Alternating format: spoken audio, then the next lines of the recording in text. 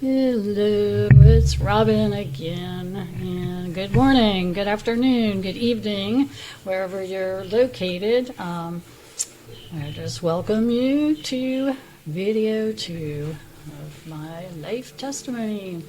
Hopefully I can get it together and talk okay. It's been a day.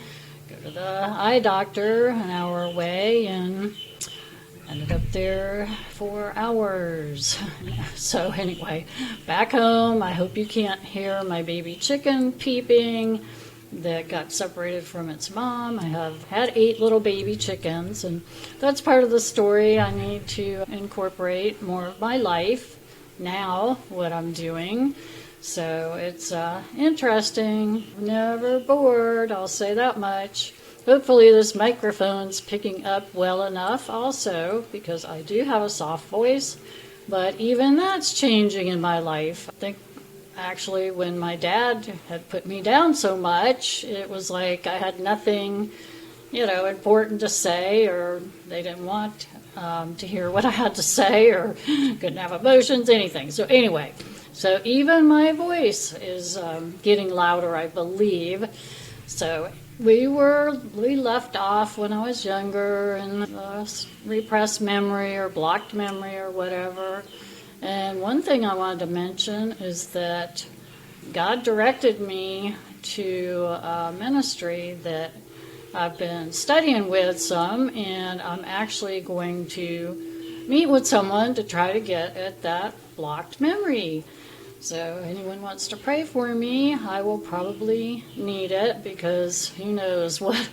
Hopefully it's not going to open up a scary can of worms or anything, but we'll see. I feel like, I don't know, the Lord's just directing me to do this right now. And the person is normally, paid, but she's actually comping my sessions for me. So I will keep you updated on that if I can speak about it. We'll see. So back to moving around, being the new kid at school, being picked on all the time, and I've been going through my pictures, so I'll have to get out some childhood pictures, and one shows my teeth very well. I think that's partially why I didn't smile for years. And it's weird, in all the pictures I have of when I was smaller, me nor my brother were ever happy or smiling, or we seemed kind of withdrawn and repressed, so it's another mystery. It's a shame I can't talk to my brother about anything, because he's not here anymore, but from what I was told from his ex-wife, that he would not talk about his past, his childhood or anything. So all this to me is just a good case study, looking at how certain people choose to react to their life circumstances. All right, so we were moving around and, shy, quiet. So my dad actually left Nationwide Insurance, and we ended up in Fort Lauderdale, Florida. He went to work for a well-known company. I believe I think he started at Labor Pool. So he was working with Labor Pool, some kind of executive, and we moved to Fort Lauderdale. So what a change that was. And I remember we had to stay on the beach for a month while we waited. Oh gosh, I don't know if we're waiting to get into a townhome or, wait a minute, Fort Lauderdale. I'm thinking of Atlanta. Okay, mind back on Fort Lauderdale. I know we stayed with my grandmother a little bit, but I can't remember where we lived in Fort Lauderdale. Oh yeah, okay, I remember now. How could I forget? Anyway, we started in a little small house in, not Plantation, Lauderdale, I think it was called, and I believe the house cost like $19,000 possibly, 3-bedroom, 2 baths on a canal. So we had the water view, lots of ducks. That was when my life really started to go in a different direction. I was 14, so I guess just getting into the teen years. Now, when I moved into that neighborhood, I made friends with the other nerdy people in the, at school, because I certainly wasn't one of the cool kids. I wasn't one of the rich kids. I was the nerd type. I actually found the letter where I was in the honor roll. Oh my gosh, my clock. That clock. It's 6 o'clock and all is well. So anyway, so that's when a lot of things started happening. So I'm still the shy, nerdy kid. I got my braces off finally. So I guess I looked okay. Again, I'll share some pictures. And across the street moved in a new family from New York City. They had several kids, but I specifically remember a guy named Jimmy. And he was 16. Back then it seemed like, well, he was very mature. He had his own Mustang convertible. He had dropped out of school apparently, and he worked. But he saw me, and I think he just wasn't the nicest of people on earth. And later found out he was a heroin addict up in New York, and that's why his family moved him down to Florida to get him away from his environment. Well, I was super naive, shy, just, overjoyed to have attention from a male, and he was decent, okay looking in his car and all that. So I fell head over heels in, I guess it's puppy love or whatever, with this guy. So he slowly worked at me, worked on me, I would say, to take my virginity. And that was something that happened right in his own house, in his bedroom. His parents did not monitor what was going on. They certainly weren't a Christian family. There were some things later that happened with his dad that I hate to even think about or discuss. But anyway, he took my virginity. He gave me a little, ring, a jade ring. I started changing. Of course, I'm sure I had hormones going on, but I was just head over heels in love, and I thought we were going to get married. And it took him a while to get me to give up my virginity, because I guess I did have those values instilled in me at least. So parents put some values in me. They weren't bad people. They just didn't live the typical Christian life that we, know now how different that is. So also Jimmy got me to start smoking pot. I remember riding in his car. I remember the first time I ever got high, because it took me 5 times, I guess, to actually feel it. I don't know why, but I remember we were listening to the Beatles, driving on some interstate over Miami, up in the air, and it was sunny, and all of a sudden I feel the pot, and I was like, oh my gosh, this is wild. And I didn't know what to think of it, because, I never got high or drank or did anything like that. So I later on decided I really didn't like pot anyway. It made me very paranoid, made me eat a lot, made me be silly, and I felt so out of control. So that was not my drug of choice, as you'd say. So that, that went on with him. I'm not sure if it was like 6 months or whatever, but I truly thought we were going to get married. Of course, my parents didn't like him, and they forbid me to see him after a while, and they didn't know about the virginity thing, but they probably started seeing, my behavior changed. I guess I wasn't hanging out with my dirty friends anymore. Got into a different crowd. I guess they were like the druggy crowd or whatever the names were back then. So Jimmy and I, and again, these memories are vague, and at least I can remember, though, most of what was going on. So I don't know what order it happened in, if I was planning to run away with him and get married, which wasn't going to happen. But one day he talked to me and told me in very graphic detail how he took another girl's virginity that lived in my neighborhood and went to my school that I knew, and just, it was devastating. I mean, it just hurt me so deeply with him telling me that, and to do it in graphic detail. What a anyway, I know God will be judging him when he gets to heaven if he's not there. Well, if he even goes to heaven, I should say. I don't know. I haven't kept up with him for sure. So that broke my heart. I took his ring and I smashed it with a hammer and broke it, put it back in the box, and gave it back to him. I mean, I did have a temper, I guess, when it got set off. So normally my mom would say, you could put a bomb under Robin and she'd never react. And that's still kind of true right now. I mean, people may scream, while I'm driving, that's, we're going to get hit or whatever. And I just don't react, very immediately. I just kind of sit there and absorb what's going on, because this has happened lately. And I think one time an angel saved us. Honestly, the lady with me could say the same thing, and I do believe angels save us, and my guardian angels had quite a time with me, probably gone through about 100 of them.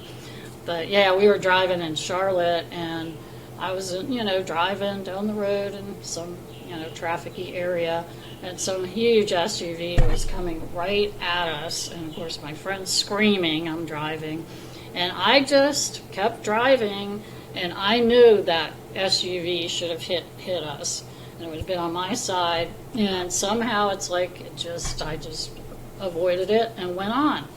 So I'm telling you, angels can help you and save you. They're there to assist us. They're ministering spirits, and praying you can't hear the peeping chick, which is kind of driving me crazy. But yeah, praying about keeping the chickens, I'm not sure. All right, so once Jimmy broke my heart and devastated me, I went off the deep end. I thought, well, I lost my virginity, I'm not married now, and I just thought, I'll sleep with anybody. It doesn't mean anything, and I became very promiscuous. I remember sleeping with the 19-year-old greenskeeper on the golf cart. I'd sneak out my window at night, and he had pot, and we'd drive the golf cart around and flip it over, being high and all this, and he kept saying, this is terrible, I shouldn't be doing this with you, because I guess a jail bait for sure. And he said, but you don't seem that young. And maybe I turned 15 by then, I'm not sure. So I just knew that I was going to get love. I equated sex as love. Because of my father issues, I always sought male attention, and thinking sex was love, which it isn't. I thought, well, that's one way to get attention and feel like I was loved, but we know, if you've ever had that kind of lifestyle, it leaves you very empty and shallow.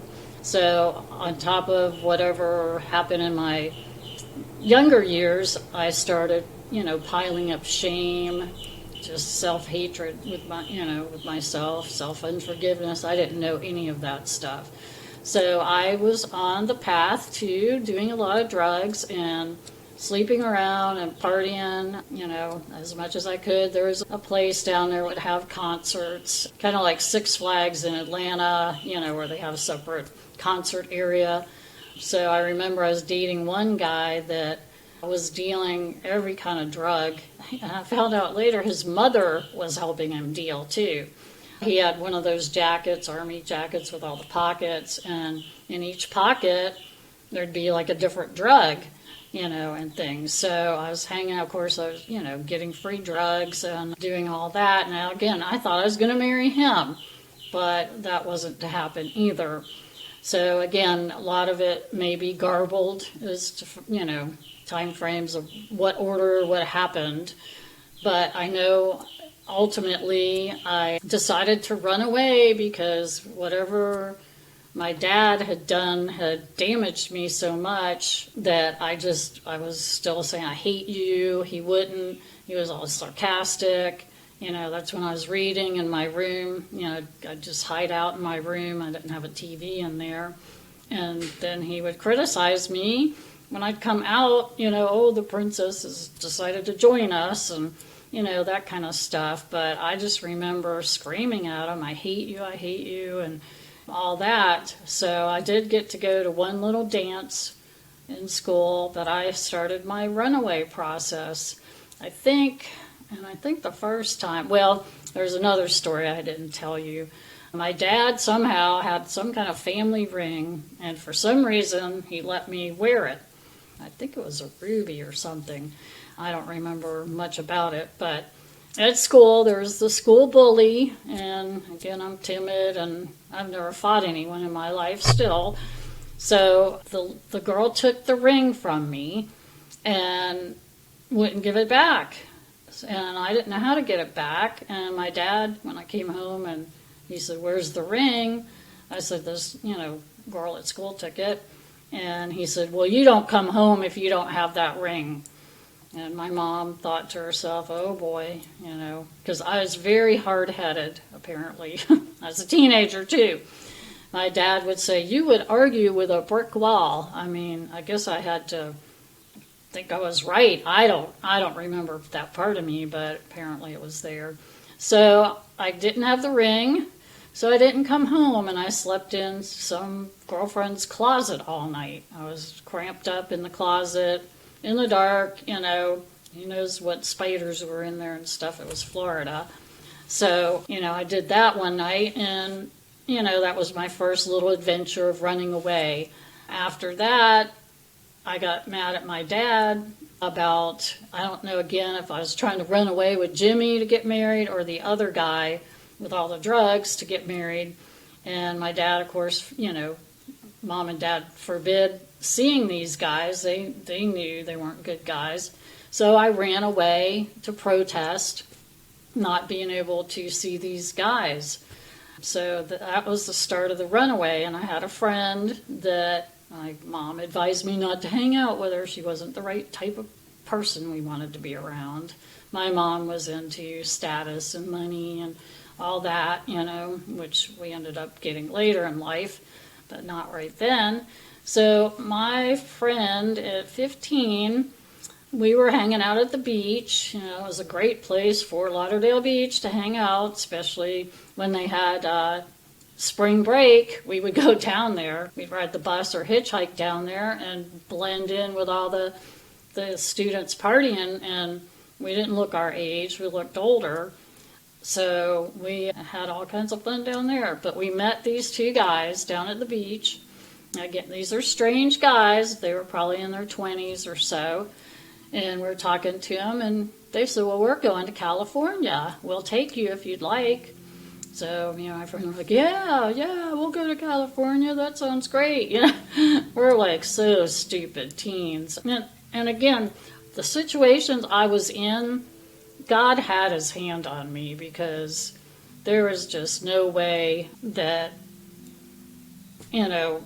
I should have been dead or, something. So we end up getting in the car with these two guys. Of course, my friend got the really good looking one. There was another guy that was the driver mainly, and I wasn't going to sleep with him. I wasn't attracted to him. At least I picked usually who I slept with. So they were getting tired of, one of them were getting sex. The other one was not getting sex. I'll never forget that song was out. Love the One You're With. I don't know if anyone remembers. I think it was the 70s or late 60s. Love the One You're With. I thought, how appropriate. So we're driving through Florida, back roads, going to California. We're eating sardines, try to get bread and peanut butter, whatever we could get. And they smoked. I smoked back then too. I started smoking at 13 or 14. And then I quit when I was 22, so it was kind of backwards, but thank goodness I quit. So we're driving, through orange orchards and all this, and we get to this town. I'll never forget the name of it. Defuniak Springs, Florida. Where that name came from, I have no clue. Defuniak Springs. It's a real small, podunk town. And I had like a poncho on. And these were clean-cut guys, but one's hair was like a little longer, hit his collar, I guess. So to those town people, we were like strangers, hippies, whatever they thought we were. So we went, to have some hot chocolate. But then the guys would go to the convenience stores and steal what they could, cigarettes, some food, whatever, because we were, of course, I'm sure we didn't have any money. My friend or I probably didn't have any money. So at this one store, and I told the guy, the big guy, I said, don't steal anything here. I mean, they were watching us like a hawk. So sure enough, he steals, I think, some cigarettes, and they catch him, and they call the police. So he has a fight and goes through the huge plate glass window and breaks it, so there's all that going on, and, the cops are there, and it gets so podunk town. So the cop puts me and my friend, I can't remember her name now, in the back of the police car, and, they said, well, do you have an ID? Back then, what IDs did you have at 15? And we said no, so they charge us with vagrancy. And at 15, nothing sticks anyway. So the sheriff guy says, well, I don't know what else to do with you, but I'm going to have to keep you in jail overnight. So I got to spend the night in jail. I wasn't officially arrested, thank goodness. But so we're giving the sheriff a big sob story, and I don't know what all we say. We're crying, and you could tell he's, it's getting to him. He feels bad. And they put us in the cell together. It was really clean, nice jail at least. And then her and I just bust out laughing. And we were like thinking it was the funniest thing. And that's how you were when you were young. And I guess we could smoke or whatever. And the guys were right next to us, and there was a brick wall, and there was a little crack in the wall, and we were passing notes and cigarettes back and forth like that. So we were sitting there with nothing to do, and then here comes the town drunk in for her nightly lockup or whatever. So this lady comes in drunk as anything, and then she's shooting birds at the cops through the window. We thought that was just hysterical. I mean, back then, this was like late 60s, early 70s probably, so probably late 60s.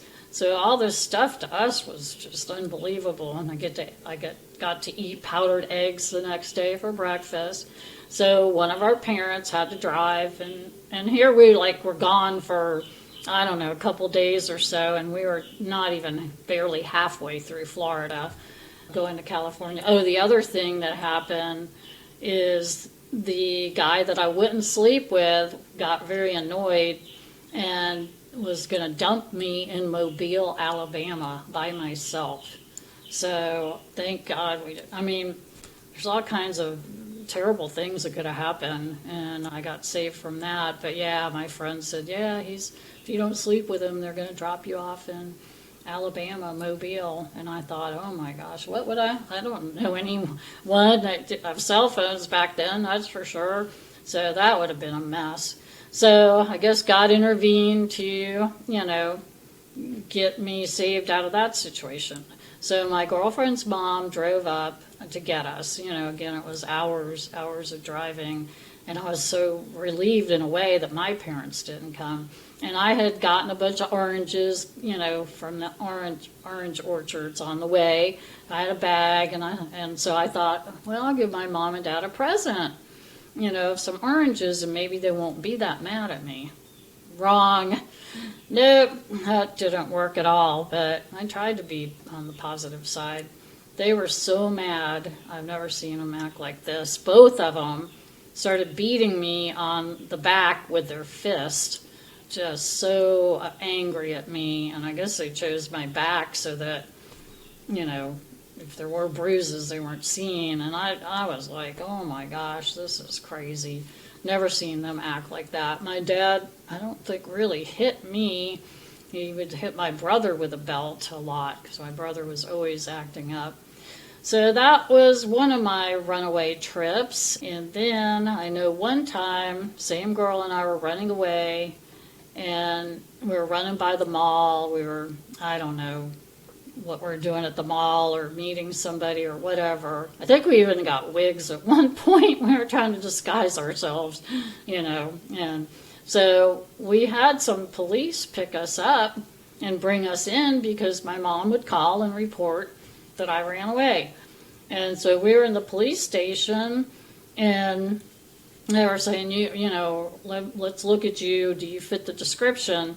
And some reason, I just looked skinnier or heavier than my weight, and I convinced them that I wasn't me. Now, where this part of me came from, I have no clue. I get tongue-tied sometimes. But yeah, we got away from the cops, and then the police, they were embarrassed. They found out it was us, and we had gotten away. I think they even drove us to the mall. That was the other funny thing. They dropped us at the mall. Where do you want to go? So they told our parents that we took off running across a field and they couldn't catch us. So they covered their tracks of why they couldn't, bring us in or whatever. We ran. So it got to be where it was a total of 6 times I ran away, not including the ring, I don't believe. I just could not stand living with my father. And my mom was, quiet, put up with whatever he did. But it was the same thing, sarcastic, critical, yelling all the time. And the other thing was, as we were teenagers, we were eating a lot. He'd yell at us, about eating. You're eating too much. Get out of that refrigerator. On and on. And another thing my dad did that, was really embarrassing is I had met a bunch of guys, and they had a big old-fashioned Chevy, large car, and we were going to go, like, joyriding, I guess you call it. Our joyriding was going to a cemetery at night and trying to get scared.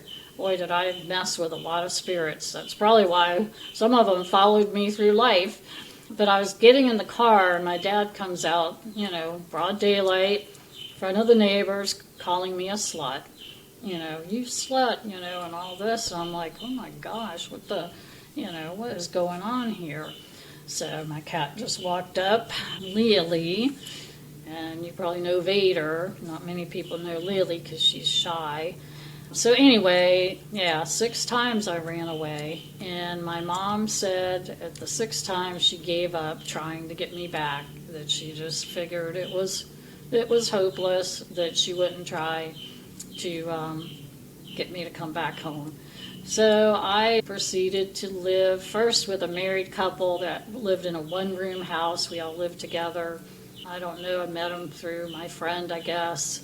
And that was where I started to stay. Again, we were doing a lot of drugs. Oh, yeah. So the other thing is, because I ran away, and this was right when they started the busing, to mix white and black, and a lot of the white kids would lie about where they lived, their address, and so they could stay with the white school. So my mom was doing that using my aunt's address. Well, she got mad at me, and my punishment was, because of running away, that she would let me get bused to the black school. Now that school, that was an education for me as far as how, lower the blacks were given such a low level of education. It was so sad. I mean, I was skipping classes, and my best subjects were math and English. Skipping classes, I was kind of tutoring the other students in math, and I was still getting like A's and B's. I mean, the level of teaching was so much lower, but what it did also was, and I think it was more high level of blacks compared to whites. And the black girls would threaten, the white girls were going to like take a razor to your hair. You couldn't even drink at the drinking fountain without being afraid someone would come up behind you. Now, I don't know that really happened, but you were always in fear, that you're going to get beat up or something happen. So I really started, skipping classes, going to get high. I don't know where I met all these guys, but somehow, I'd go to some guy's house and get high. And back then it was still pot, but then I found out my drug of choice back then was PCP. And God knows what I heard later it was animal tranquilizers. But I would only take the drugs that would make you really zone out. I didn't like speed. I was already a kind of hyper person to begin with. So I would pick anything that would bring you like down to get you forget and just zone out. Quaaludes were popular back then. The PCP, I played around with LSD. Oh my gosh, I could tell you a story about my first LSD trip. Back then, I'm sure the drugs were different. We lived, Fort Lauderdale next to Miami, so all the drugs were coming into Miami. And I got some orange sunshine, LSD. Gosh, I'll have to finish this story, and then because I know I'm about 30 minutes, I don't want to make it too long. But I had quite the trip on LSD. I used to have some kind of funny stories to tell. It's sad, but I say I got to keep laughing so I don't cry at times. But yeah, maybe I'll pick that up when I do my next broadcast. Keep you hanging about, because the order of me doing the LSD, I was still in school, so it wasn't after I ran away. It was still during that time. I was living at home, met this older guy, and started to try that LSD, and that was not my thing either. All right, so that's probably enough for today. I hope I, entertain you along the way of these kind of very sad stories, but again, God redeemed my life. I shouldn't be here, or be a drug addict, or something, or an alcoholic, whatever, but God got in my life and turned it around. Now, it wasn't a picnic after I got saved either, so there's a lot to tell you there also. But sitting here today and have peace and joy sometimes and freedom for now. Thank God we have freedom, but that's a big deal, to be able to live in America, I'll say, and that we were really blessed to be born in America. Because like I told my kids before, well, you could have been born in Africa, and things would have been a lot different. So, God preordained all our time, to be with whatever family we were with, the time frame that we were born in. And again, it's an honor to be here now, even though I can get rattled sometimes seeing what's unfolding, and that we're going to go through the tribulation to me. So anyway, that's another subject for my other talks. But thank you for listening, and I again pray blessings on everyone, and I pray that you have peace wherever you are, and that the Lord meets all your needs and does even your heart's desires for you. And I ask, Lord, that you manifest for those that would like a touch from you, that you let them know that you're there for them and touch them in a special way. And I thank you, Lord, for all that you've done in my life. I love you and I praise you. And I'll see y'all next time. Bye.